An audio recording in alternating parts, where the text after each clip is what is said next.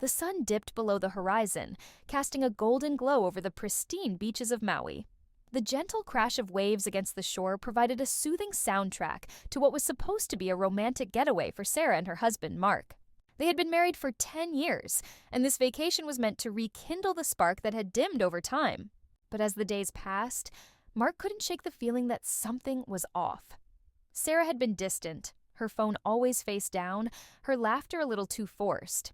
He tried to brush it off, attributing it to stress or fatigue, but deep down, he knew better. One evening, after a quiet dinner at a beachfront restaurant, Mark suggested they take a moonlit stroll along the shore. Sarah hesitated, her eyes darting to her phone before she agreed.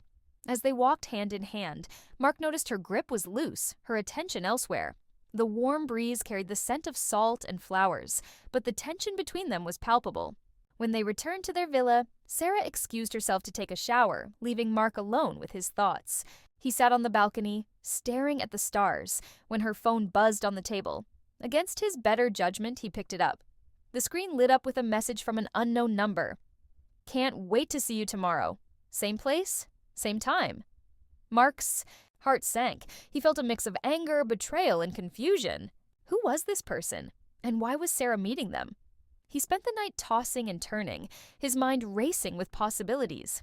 The next morning, Sarah was unusually cheerful, humming as she got ready for the day. She told Mark she was going, shopping in town, and would be back by lunch. He nodded, forcing a smile, but as soon as she left, he decided to follow her. The streets of Maui were bustling with tourists, making it easy for Mark to blend in. He kept a safe distance, his heart pounding as he watched Sarah enter a small cafe. Through the window, he saw her sit down at a table where a man was already waiting. They greeted each other with a familiarity that made Mark's stomach churn.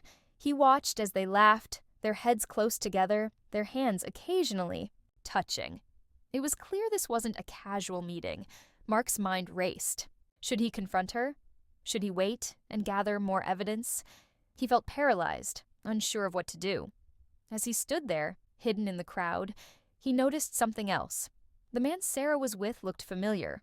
It took him a moment to place. Him, but then it hit him. It was Alex, an old friend from college.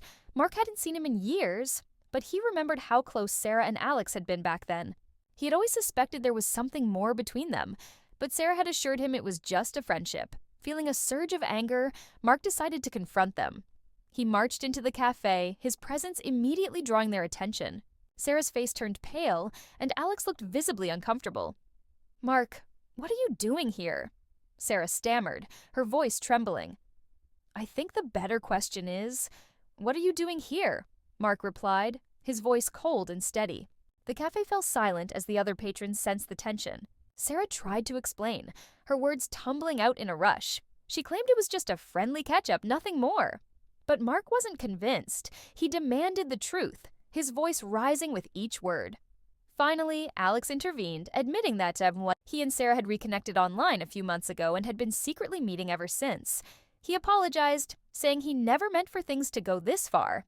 But the damage was done. Mark felt as though the ground had been ripped out from under him. He had trusted Sarah completely, and now that trust was shattered.